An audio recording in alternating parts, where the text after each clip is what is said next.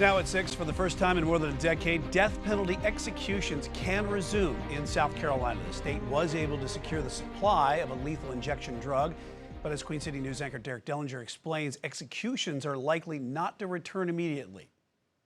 The news that came out Tuesday about executions possibly resuming here in South Carolina came as a bit of a shock to both anti and pro-death penalty groups. My mom was an immigrant. I was a child of the Vietnam War.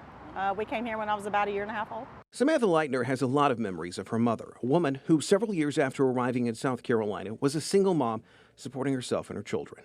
She was a very good mom. I mean, what little bit we had, she made it work. Leitner's mother, Uri Jackson, was killed back in 1994. Gary Terry admitted to killing her, and there were a number of aggravated factors in the case that led to him getting death row. There were things that he did ahead of time and afterwards, that premeditation and motivation. But for nearly 30 years, there's been a wait. There have been appeals in this case. Justice, as they say, is deliberate. But since 2011, South Carolina has not executed anyone. It's because their supply of the drug ran out, and getting a new supply has required not only a new law protecting suppliers, it's also a lot of looking, too.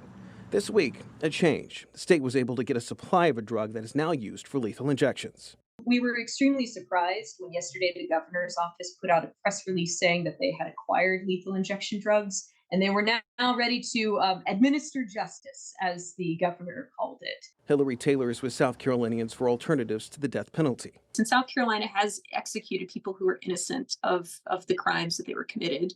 And do you trust that the state is going to do it without fault? Taylor made a point of saying there is more nuance to the conversation these days than just being for or against the death penalty. There's a need for change, better victims' family services, as well as ways to address violence early on.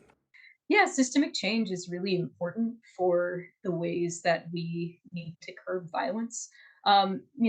So not just preventing violence, but also interrupting violence when it happens. Leitner actually agrees with this, but notes that circumstances need to be taken into account. What happened to her mother, she says, was one of those cases. It's a hard thing to think about. You could actually take another person's life. I mean, on a clinical ground, type thing. So, to them I say, okay, so look at the crime. Does this crime have enough aggravating circumstances?